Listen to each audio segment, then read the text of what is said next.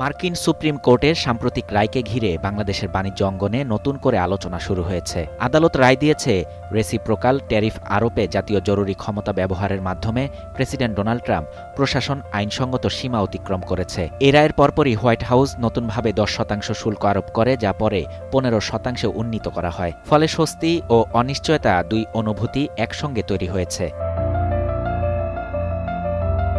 যদি বাণিজ্য চুক্তির 19% পারস্পরিক শুল্কের বদলে নতুন 15% শুল্ক কার্যকর হয়, তবে যুক্তরাষ্ট্রে বাংলাদেশি পণ্যের উপর কার্যকর শুল্ক দাঁড়াবে 31.5%, বিদ্যমান 16.5% MFN শুল্কসহ। যদিও তৈরি পোশাকের বিভিন্ন ক্যাটাগরিতে শুল্ক হার ভিন্ন এবং অনেক ক্ষেত্রে 16.5%-এর কম, তবুও সামগ্রিক অনিশ্চয়তা ব্যবসায়িক পরিকল্পনাকে কঠিন করে তুলছে। সেন্টার ফর পলিসি ডায়ালগের বিশেষ ফেলো মোস্তাফিজুর রহমান মনে করেন, যুক্তরাষ্ট্রের বাণিজ্য নীতির ঘন ঘন পরিবর্তনের প্রেক্ষাপটে বাংলাদেশকে কৌশলগত সতর্কতা অবলম্বন করতে হবে। তার মতে, জাতীয় নির্বাচনের ঠিক আগে তড়িঘড়ি করে বাণিজ্য চুক্তি স্বাক্ষর করা সময় উপযোগী সিদ্ধান্ত ছিল না, কারণ মার্কিন প্রেসিডেন্টের শুল্ক পুনর্বিবেচনার সাংবিধানিক ক্ষমতা বহাল ছিল, যা পরবর্তীতে ব্যবহৃত হয়েছে।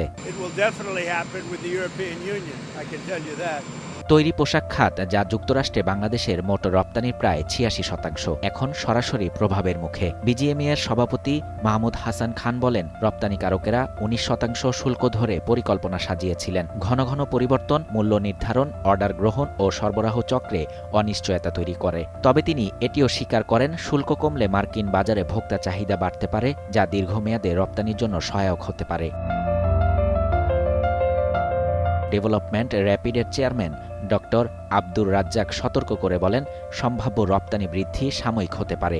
আদালতের রায়ের আইনি ব্যাখ্যা এবং বাংলাদেশে স্বাক্ষরিত চুক্তির অবস্থান গভীরভাবে বিশ্লেষণ জরুরি। বিশেষ করে চুক্তির আওতায় উড়োজাহাজ, জ্বালানি ও কৃষিপণ্য আমদানির প্রতিশ্রুতি এখনও বাধ্যতামূলক কিনা তা স্পষ্ট নয়। চুক্তিতে 14টি বোয়িং উড়োজাহাজ কেনা, $15 বিলিয়ন জ্বালানি আমদানি এবং প্রায় $3.5 বিলিয়ন কৃষিপণ্য ক্রয়ের অঙ্গীকার রয়েছে। একটি উন্নয়নশীল অর্থনীতির জন্য এটি বড় আর্থিক দায়। সম্ভাব্য শুল্ক ছাড় যদি গড়ে 11 থেকে 12% মধ্যে সীমাবদ্ধ থাকত, তবে এত বড় প্রতিশ্রুতি অর্থনৈতিকভাবে অযৌক্তিক হয়ে উঠতে পারে। আরও বড় উদ্বেগ নন ট্যারিফ বা শুল্ক বহির্ভূত ধারা। ডিজিটাল বাণিজ্য ও কৌশলগত সহযোগিতা সংক্রান্ত কিছু শর্ত বাংলাদেশের নীতিগত স্বাধীনতাকে সীমিত করতে পারে।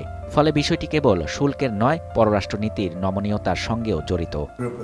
Countries that are anti the United States, and India is a member of that, if you can believe it. It's an attack on the dollar. বিশ্লেষকদের মতে, বর্তমান পরিস্থিতিতে সরাসরি চুক্তি বাতিল না করে কারিগরি বিরতি চাওয়া হতে পারে বাস্তবসম্মত পথ। এতে বিষয়টি রাজনৈতিক অবস্থান না হয়ে আইনি ও প্রক্রিয়াগত পর্যালোচনার অংশ হিসেবে উপস্থাপিত হবে।